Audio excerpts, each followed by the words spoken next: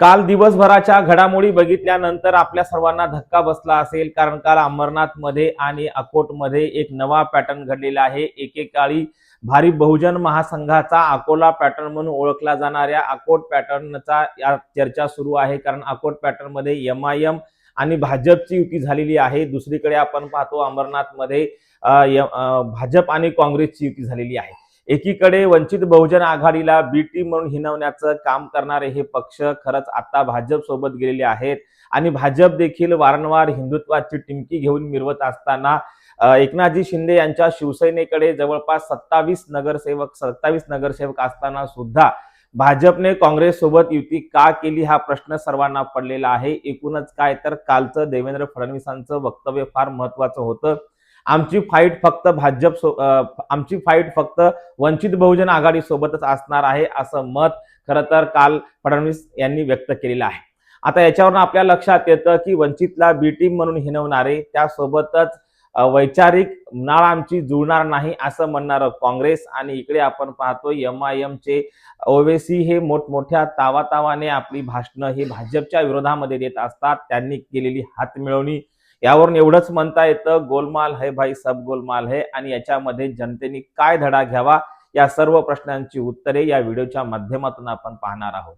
नमस्कार, मी doctor Nagraj Magare, Shabdayoddha live मध्ये आपल्या सर्वांचं मनपूर्वक स्वागत। आपण आमच्या चॅनलवरती नवीन असाल तर खालचं काळं बटन दाबून सबस्क्राईब करा, जेणेकरून आमचे व्हिडिओज आपल्यापर्यंत येतील। तर मी सांगत होतो की आधी देखील आपण अनेक व्हिडिओ बनवले होते की राजकारणामध्ये कोणी पुरोगामी नसतं, राजकारणामध्ये कोणी प्रतिगामी नसतं। राजकारण हे खरं तर फक्त आणि फक्त सत्तेसाठी असतं, समाजकारणासाठी काही नसतं। हे सर्व काही आहे, ये सब झूठ है असं आपण म्हटलं तरी काय वावगं ठरणार नाही। आणि मग सत्तेसाठी काहीही करायला तयार असलेले सर्वच पक्ष खरं तर कालच्या दिवसभराच्या घडामोडीनंतर सर्वसामान्य जनतेला धक्का देणारे होते।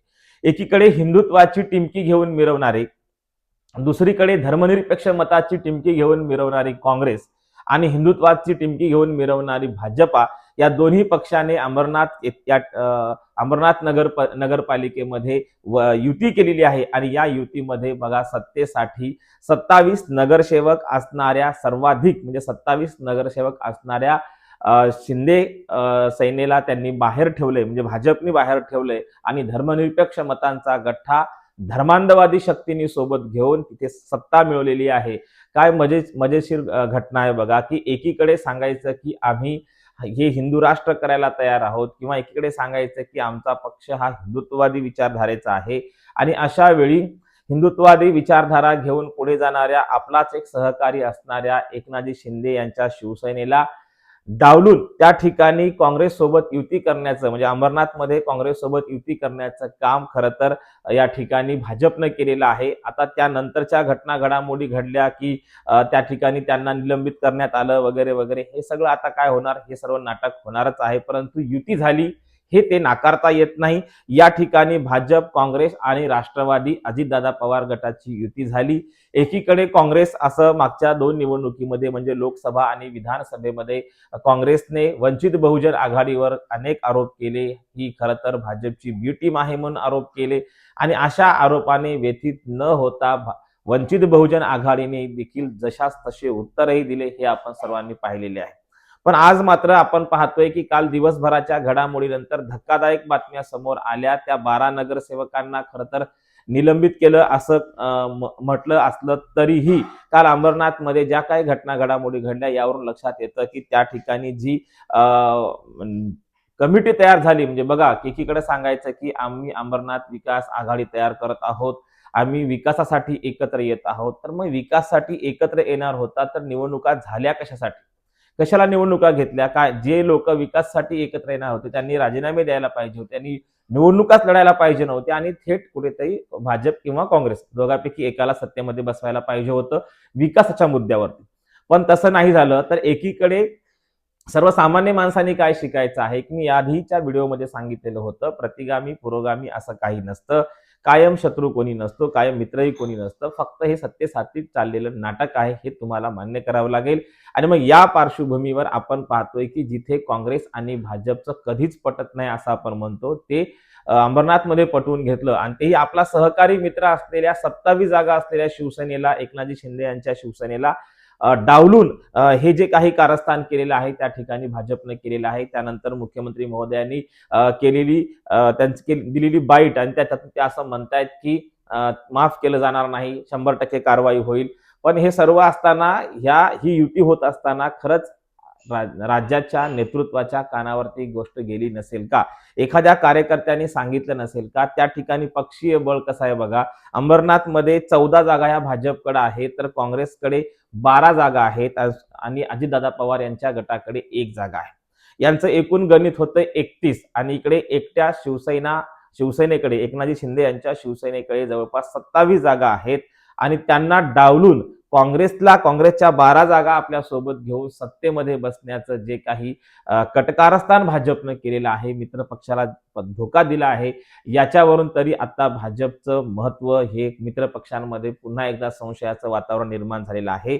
त्यानंतर हर्षवर्धन सपकाळ यांनी घेतलेली पत्रकार परिषद आणि त्यांनी जाहीर करून सांगितलं की या सर्वांना पक्षातून निलंबित करण्यात येत आहे. मुख्यमंत्री म्हणाले 100% कारवाई करण्यात येईल.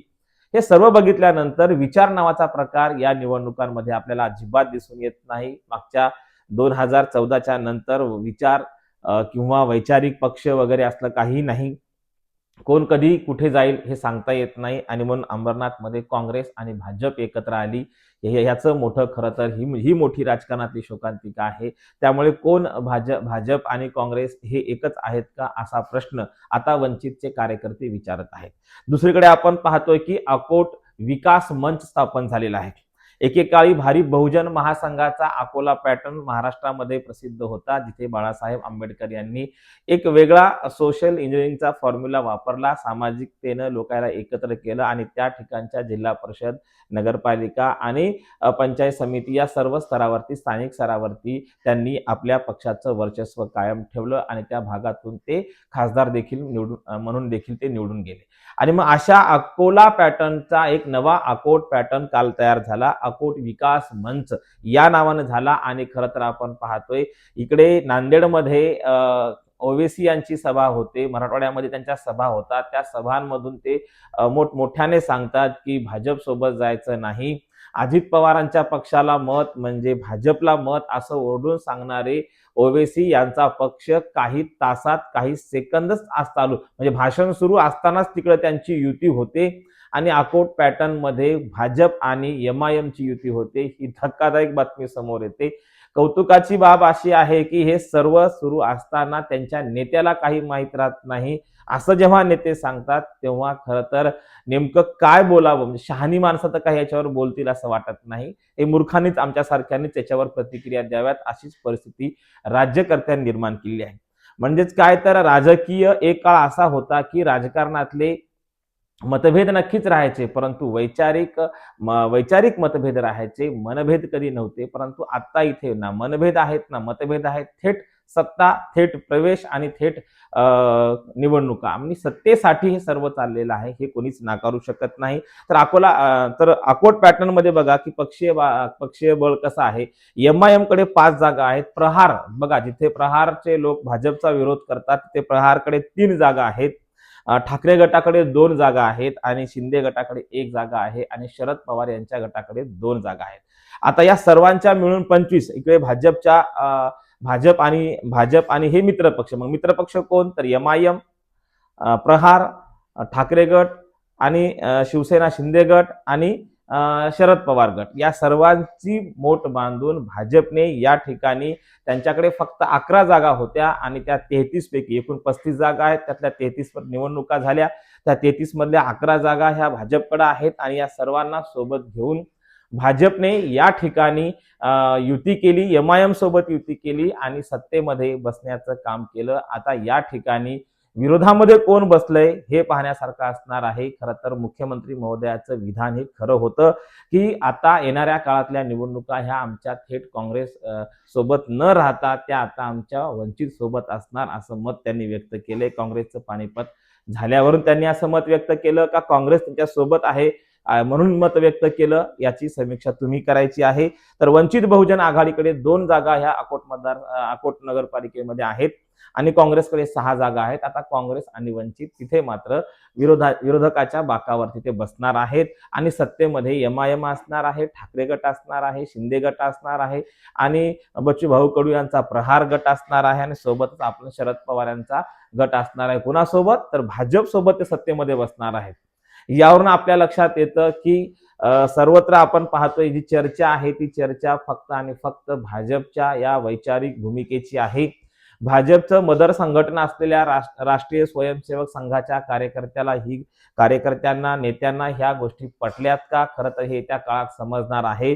परंतु येणाऱ्या महानगरपालिकेच्या निवडणुकीवर म्हणजे 15 तारखेला होणाऱ्या निवडणुकीवर याचा परिणाम मात्र नक्कीच होणार आहे. कारण सत्तेमध्ये तुम्ही भाजपने एमआयएम आणि काँग्रेस सोबत युती केल्यामुळे प्रत्येक महानगरपालिकेमध्ये याचा परिणाम भाजपच्याही मतावर होऊ शकतो. जर तसं ठरवलं राष्ट्रीय स्वयंसेवक संघाला जर ही युती मान्य नसेल तर नक्कीच भाजपच्या मतावर परिणाम होऊ शकतो, भाजपच्या निकालावर परिणाम होऊ शकतो आणि काँग्रेस आणि एमआयएम हे थेट भाजप सोबत गेल्यामुळे स्वाभाविक आहे की त्यांच्याही खरं तर मतावर परिणाम होऊ शकतो. पण असं जरी असलं तरी आज ठाकरे गट असेल, शिंदे गट असेल, भाजप असेल, काँग्रेस असेल आणि एमआयएम असेल, फक्त वंचित बहुजन आघाडी सोडला तर बाकी सगळे एकमेकांसोबत युतीमध्ये आहेत आणि ते पण भाजप आणि काँग्रेस म्हणजे कट्टर विरोधक स्वतःला प्रमोट करणारे लोक देखील याच्यामध्ये समर्थनात एकूण एकाच्या बसणार आहेत. एकूणच काय तर अकोट या नगरपालिकेमध्ये विरोधामध्ये वंचित बहुजन आघाडी आणि काँग्रेस बसणार आहे, तर सत्तेमध्ये भाजप आणि एमआयएम बसणार आहे आणि मित्रपक्ष बसणार आहे. तर तिकडे अमरनाथमध्ये आपण पाहतोय 27 जागा ही शिवसेना शिंदे गटाकडे असताना सुद्धा बाकीच्या म्हणजे काँग्रेसला सोबत घेऊन तिथे भाजप सत्तेमध्ये बसत आहे आणि हा त्याचा काँग्रेस, भाजप आणि अजितदादा पवार या तिघांची तिथे युती आहे. एकूणच काय तर सर्वत्र आपण पाहतोय सर्वच म्हणजे कोणीच मित्र नाहीत आणि कोणी शत्रू नाहीत अशी छान लोकशाही मजबूत करण्याचा कार्यक्रम सुरू आहे. हेच आपल्याला एकूण याच्यावर सांगता येते. पण याचे परिणाम खरं तर महानगरपालिकेच्या निवडणुकीमध्ये या पक्षांना, या राष्ट्रीय पक्षांना बसण्याची दाट शक्यता आहे. धन्यवाद.